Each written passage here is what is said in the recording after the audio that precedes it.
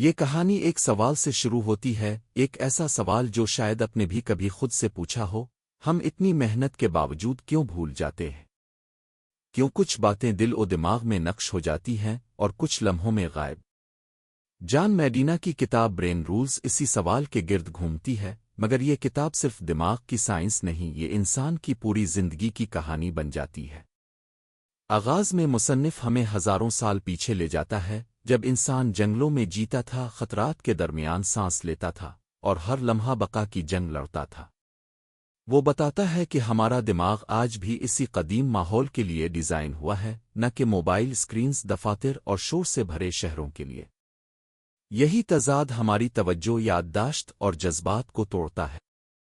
یہیں سے کہانی میں تجسس پیدا ہوتا ہے، کیونکہ ہمیں احساس ہوتا ہے کہ مسئلہ ہماری کمزوری نہیں، بلکہ وہ نظام ہے جس میں ہم اپنے دماغ کو استعمال کر رہے ہیں۔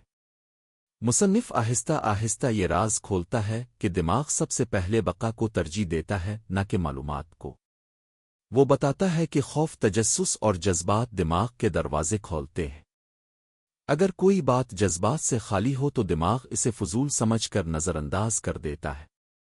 یہی وجہ ہے کہ ہم ایک جذباتی واقعہ برسوں یاد رکھتے ہیں، مگر ایک اہم لیکچر چند گھنٹوں میں بھول جاتے ہیں۔ کہانی میں ایک موڑ تب آتا ہے جب مصنف نیند کا ذکر کرتا ہے۔ وہ کہتا ہے کہ نیند کوئی عیاشی نہیں، بلکہ دماغ کی بنیادی ضرورت ہے۔ نیند کے دوران دماغ بکھری ہوئی معلومات کو ترتیب دیتا ہے، غیر ضروری چیزیں حذف کرتا ہے اور اہم باتوں کو مضبوط بناتا ہے۔ یہاں قاری چونک جاتا ہے، کیونکہ اسے احساس ہوتا ہے کہ وہ نیند قربان کر کے دراصل اپنی ذہانت کو قربان کر رہا ہے۔ کہانی آگے بڑھتی ہے اور ہمیں معلوم ہوتا ہے کہ دماغ ایک وقت میں ایک ہی کام اچھی طرح کر سکتا ہے۔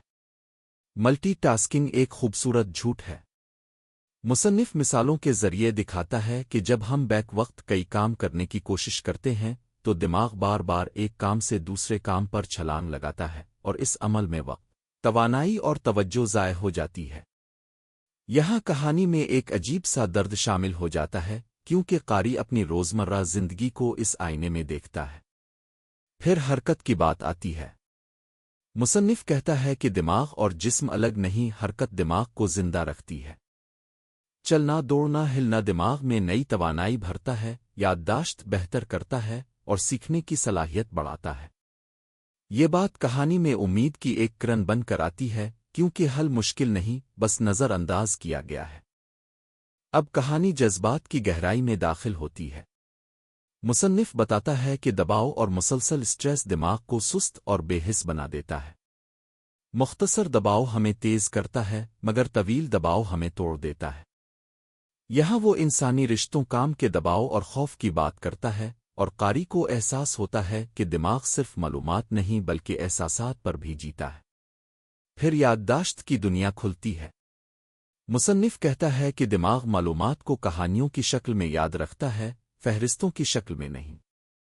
اگر آپ سیکھنا چاہتے ہیں تو معلومات کو کہانی بنائیں، تصویروں سے جوڑیں اور بار بار وقفے سے دہراتے رہیں۔ یہی وہ مقام ہے جہاں قاری کو احساس ہوتا ہے کہ سیکھنا ایک فن ہے، اور یہ فن ہر کوئی سیکھ سکتا ہے۔ کہانی اپنے آخری حصے میں روشنی اور بصارت کی طرف موڑتی ہے۔ مصنف بتاتا ہے کہ ہمارا دماغ بصری معلومات کو الفاظ کے مقابلے میں کہیں تیزی سے سمجھتا ہے۔ تصاویر، رنگ اور حرکات دماغ پر گہرا اثر ڈالتی ہے۔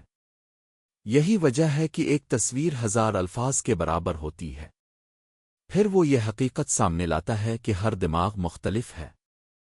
ہر انسان کا سیکھنے کا انداز الگ ہے، اس لیے ایک ہی طریقہ سب پر لاگو نہیں ہو سکتا۔ یہ بات کہانی کو ایک نرم مگر طاقتور انجام کی طرف لے جاتی ہے۔ آخر میں مصنف ہمیں یہ احساس دلاتا ہے کہ اگر ہم دماغ کے اصولوں کو سمجھ لیں تو ہم اپنی زندگی سیکھنے اور کام کرنے کے طریقے کو بدل سکتے ہیں۔